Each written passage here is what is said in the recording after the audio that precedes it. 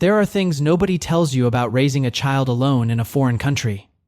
Nobody tells you that a 4-year-old will ask the same question every single morning. Where is Mama? Every morning. Same question. Same 4 words. The answer changes depending on how old she is. When she was 4, the answer was, Mama is resting, Hijirsayo. When she was 5, the answer was, Mama is in the sky, but she can hear you. When she is 6, she stops asking. That is the hardest morning of all. You are in Seoul. You are 32 years old. You have a daughter who is 4, who speaks better Korean than you, who has her mother's laugh, and who asks where Mama is every morning with the patience of someone who believes the answer will eventually be satisfying. You stayed. Not because you had to. Because Seo-yeon is here. Because Ji-yeon built this city into something that fits you. Because Seoul without them is still the place where they were. Seoul, population 9.7 million. Number of people who know what it costs to raise a child in a language that is not yours, in a city that was not built for you, for a woman who is not here anymore to see it one. This is not a story about grief. Grief is what you did the first year. This is a story about a Tuesday morning when Seo-yeon asks you to do the tiger voice at breakfast because she is not ready to go to school yet, and the rice is going cold, and you do the tiger voice because that is what you do now. This is a story about staying, and about what staying actually looks like on a Wednesday at 7 a.m., when the school uniform is in the wrong drawer and Seo-yeon cannot find her left shoe and you have 17 minutes. Welcome to Seoul. This is what staying looks like. The year Ji-yeon died, Seo-yeon was 3. She understood approximately 30% of what was happening. She understood, Mama is not here. She did not understand, not coming back. Those are 2 different things, and the distance between them is where you lived for the entire first year. The custody case takes 4 months. You win. The grandparents get monthly visits.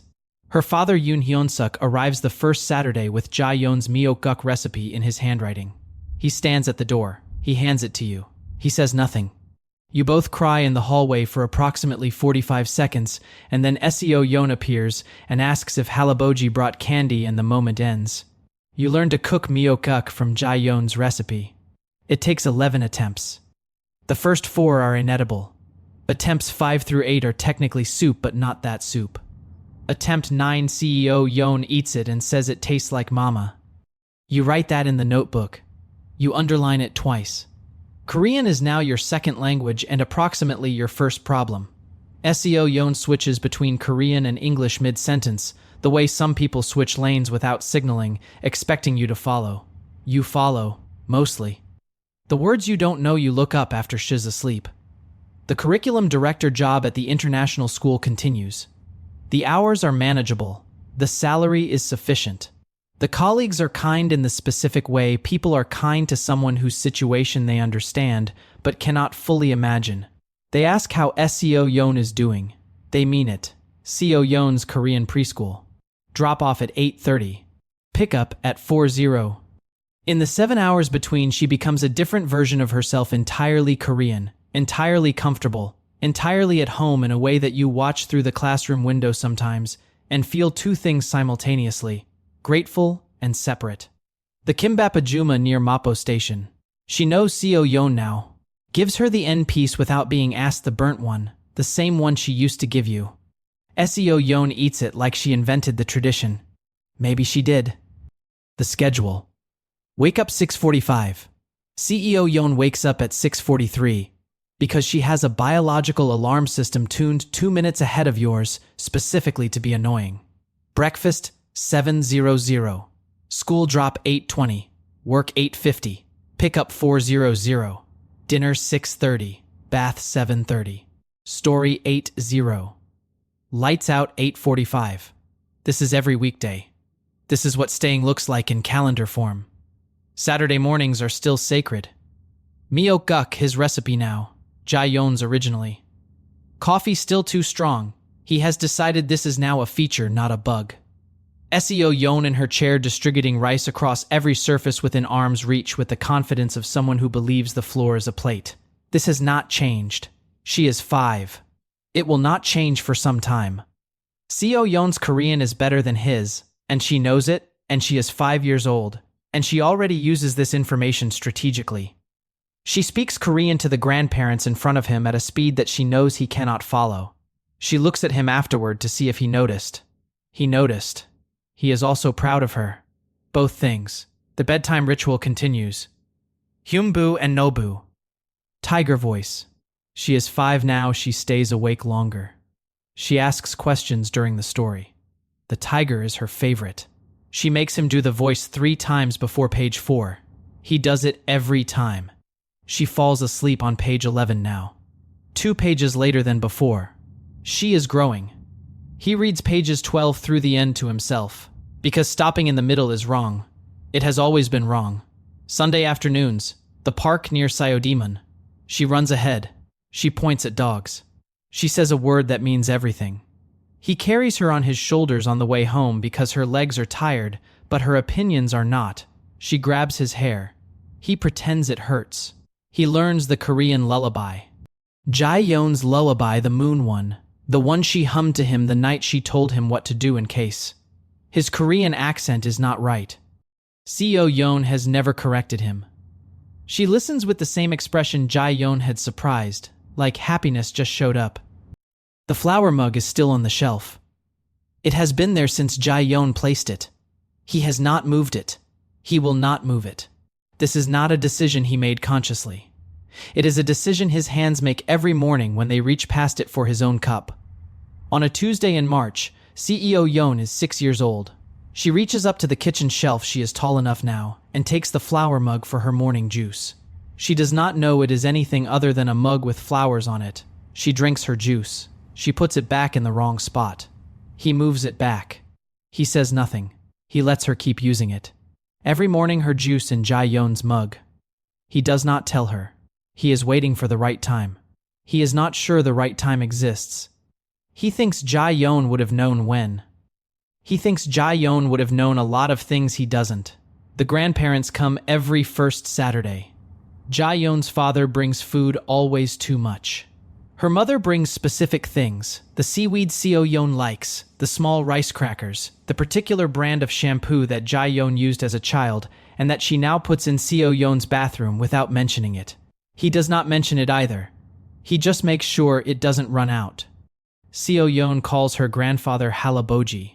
She calls him Appa. Sometimes, in front of the grandparents, she says something to him in English and then translates it for them without being asked. She is 6. She already understands that she is the bridge. He worries about the weight of that. He doesn't know how to make it lighter. On a Saturday evening after the grandparents leave, Seo-yeon picks up the flower mug from the table. She has been using it all day and carries it carefully to the kitchen shelf and puts it back. Not in the wrong spot this time. Exactly where it belongs. He watches her do this. He doesn't know how she knew.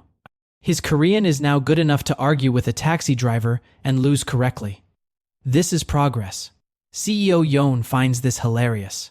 She coaches him from the back seat with the patient authority of someone who was born knowing the right pronunciation. He is promoted to head of curriculum for the entire school district. International schools, 3 campuses. The meeting where he is told is conducted partly in Korean. He understands approximately 80%. He nods at the right moments for the other 20. He tells Seo-yeon at dinner. She says, "Good Appa, can I have more soup?" He gives her more soup. Father-in-law teaches Seo-yeon badminton on Saturday afternoons in the park near the apartment. He is in his late 60s and still wins every game by exactly enough that it doesn't feel like charity. She inherits his stubbornness. He is delighted by this. The narrator watches from a bench and drinks coffee and feels Ji-yeon in both of them. The Seo-yeon apartment. They have lived in it for 4 years now. The bookshelf has Seo-yeon's books on the bottom 2 shelves. She organized them herself at age 4, and the organization is thematic in a way that makes sense only to her, and possibly to Ji-yeon if Ji-yeon could see it. He has not rearranged them. He will not rearrange them. Shuseok. The family gathers at Ji-yeon's parents' home in Ji-yeon. He goes now, every year. He was not always invited. He invited himself the 3rd year, and the father-in-law opened the door and said nothing and stepped aside, and that was that. Seo-yeon runs to the table. He bows correctly. He learned the right bow. It took him 3 years. At the Chuseok table, Ji-yeon's mother serves him first. He understands what this means. He has learned enough to understand what everything means. It took 4 years. He is glad he stayed long enough to learn it. Seo-yeon is 4 years old. This is 1 year after Ji-yeon. The preschool teacher calls on a Wednesday afternoon at 2:34 p.m. He is in a meeting. He steps out. The teacher's name is Park Minji. She is gentle and careful, and she has been Seo-yeon's teacher for 4 months. And she says, "I wanted to call because something happened today in circle time that I thought you should know about." During circle time, the teacher asked each child to talk about their family. Seo-yeon said, "I have an appa who does the tiger voice. I have a halaboji who always wins badminton. I have a halmoni who brings the right shampoo. And I have a mama who is sleeping and will wake up soon." He drives to the preschool. He signs Seo-yeon out early. She is delighted early pickup means something fun is happening. She holds his hand on the way to the car. She is 4. She is completely fine. He is the one who is not fine. He takes her to the kimbap place first. The ajumma gives her the end piece. Seo-yeon eats it. He orders tea. He does not eat. He is thinking about how to explain the distance between sleeping and not coming back to a 4-year-old who trusts that words mean what they say. In the car, on the way home, she asks him, "Appa, where is Mama really?" Not the sleeping answer. The real answer. She is 4. She has been waiting for the real answer for a year. She is ready. He is not ready. He answers anyway. He says, "Mama is not sleeping. Mama died. That means she is not here anymore, and she is not coming back, but she was here and she loved you, and she knew your name before you were born, and she picked the mug on the kitchen shelf because she said it had character, and she was right, and everything she left is still here." She is quiet for 4 minutes. He counts. Then she says, "The mug with the flowers?" He says yes. She is quiet for 2 more minutes. Then she says, "I used it this morning." He says, "I know." She says, "Is that okay?" He says, "She would have wanted you to." When they get home, Seo-yeon goes directly to the kitchen. She stands on her step stool. She takes the flower mug off the shelf. She holds it in both hands and looks at it for a long time. Then she puts it back. Exactly right. She gets down from the stool. She goes to watch television. He stands in the kitchen doorway watching the mug. The next morning is a Saturday. He wakes up at 6:43. Seo-yeon is already standing at his bedside. She says, "Appa, can we have miokguk?" He says, "Yes." She goes to the kitchen. He hears her climb the step stool. He hears the careful sound of the flower mug being taken from the shelf. She uses it for her juice. Same as every morning. But now she knows. She asks him, at breakfast, to tell her about Mama. Not about how she died. About how she was. He tells her, "She corrected my Korean the first night I met her. She laughed at the wrong moment at her own father's formal dinner and then pretended it was a cough. She put the mug on the shelf and said it had character. She was right about everything." He shows her a photograph on his phone. Ji-yeon at the Kisatan in Jinbo, the coffee shop where they used to go. The one with no Wi-Fi. She is laughing in the photograph, that surprised laugh, like happiness showed up without warning. Seo-yeon looks at the photograph for a long time. Then she says, "She looks like me." He says, "You look like her." From that Saturday, Seo-yeon asks about Ji-yeon regularly. Not the way she asked where Mama was before. That was a question about absence. These are questions about presence. What did Mama eat for breakfast? Did Mama like dogs? Could Mama do the tiger voice? He answers every question. Some answers he invents. He thinks Ji-yeon would have done the same. The grandfather visits on the first Saturday after Seo-yeon learns. When he arrives, Seo-yeon takes him by the hand to the kitchen and points to the flower mug on the shelf. She says, "Appa told me that's Halmi's." Halaboji looks at the mug for a long time. Then he looks at Seo-yeon. Then he looks at the narrator. He nods. Just once. Same nod as the hospital. The one that means something is settled. After the grandfather leaves, Seo-yeon climbs on the step stool and puts the flower mug back on the shelf. She straightens it slightly. She gets down. She says, I am going to use it tomorrow for my juice. He says, okay. She says, it's still a good mug. He says, she said it had character. Seo-yeon says, it does. Seo-yeon is 7 now. She has grown 4 centimeters since last year. He marks it on the kitchen doorframe the way Ji-yeon would have done. He found the pencil marks Ji-yeon made for the first 3 years, so he continued from there. There is a gap of 1 year where there are no marks. He marks it anyway with a small asterisk. He does not explain the asterisk. She walks to school alone now, 3 blocks. He watches from the apartment window until she turns the corner. She waves at the corner she knows he is watching without turning around. She has always known. He doesn't ask how. Her Korean is now genuinely better than his. This is not a competition. He said this. She said it is a little bit a competition, Appa. She is 7. He does not argue with 7-year-olds. He updates his Korean study schedule. He is not going to lose to a 7-year-old. He loses to a 7-year-old. Chuseok this year. Seo-yeon leads the bow at the memorial table. She learned the order from her grandfather. She performs it with precision that makes the grandfather's face do something complicated. She does not notice because she is focused on the bow angle. She got it exactly right. Ji-yeon would have gotten it exactly right. He takes a photograph of her at the memorial table. She is in her hanbok. She is 7. She has Ji-yeon's nose and his ears and Ji-yeon's way of tilting her head when she is thinking, and his way of sighing when she is not going to get what she wants. She is exactly right. She is the most complete thing he has ever been part of. That evening, driving back to Seoul from Ji-yeon, Seo-yeon falls asleep in the car seat. He drives. Seoul grows in the windshield. He thinks, Ji-yeon built this city into something that fits. He thinks, Seo-yeon is rebuilding it slightly differently. He thinks, both versions fit. He does not think about leaving. He stopped thinking about leaving approximately 3 years ago. That night, back in the Seo-yeon apartment, Seo-yeon brushes her teeth. She puts on her pink star pajamas. She gets into bed. She says, Appa, tiger voice. He sits on the floor beside her bed. He opens Hungbu and Nobu. She is 7. She sits up against her pillow. The book is slightly worn at the spine now. Page 4 has a small stain from the time Seo-yeon had juice during story time at age 5. He did not try to clean it. It is part of the book. Tiger voice. Page 3. She laughs that surprised laugh, Ji-yeon's laugh from Seo-yeon's mouth, exactly as it has always been. He does it twice. She asks for a third. He does it a third time. He reads. She listens. Page 5, page 6. She asks a question about the tiger on page 7. He answers. Page 8, page 9, the page where she used to sleep. She does not sleep. She is 7.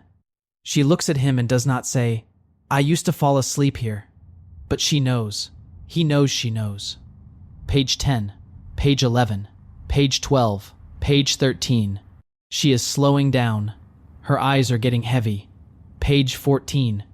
She falls asleep on page 14. He reads pages 15 through the end to himself, in a whisper. Because stopping in the middle is wrong. It has always been wrong. There are 8 pages after 14. He reads all of them. He closes the book. He puts it on Seo-yeon's shelf, between the other books, in the spot she assigned it when she was 4, and which she has not changed. He turns off the lamp. He leaves the door open. She prefers it open now. He goes to the kitchen. He makes tea. The flower mug is on the shelf. Ji-yeon's mug, Seo-yeon's mug now.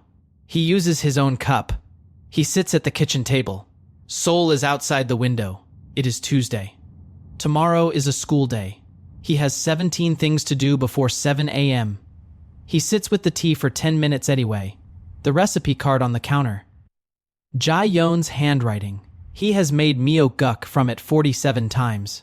He knows the recipe now. He keeps the card out anyway.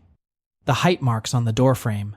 Ji-yeon's marks at the bottom, his continuation, the asterisk, and above it all. Seo-yeon at 7. Taller than the highest mark Ji-yeon ever made. Growing past everything. The way children do. Seoul. 9.7 million people. One apartment in Seo-yeon. One man with cold tea who knows he should go to bed because it is 11 p.m., and tomorrow Seo-yeon will be awake at 6:43 with opinions. He finishes the tea. He goes to bed. The flower mug is on the shelf. The door is open. The book is in its spot. Everything is exactly where it belongs. That is the story for today. It is fiction. If Seo-yeon felt real to you, she was always going to. Subscribe. The next story is already waiting.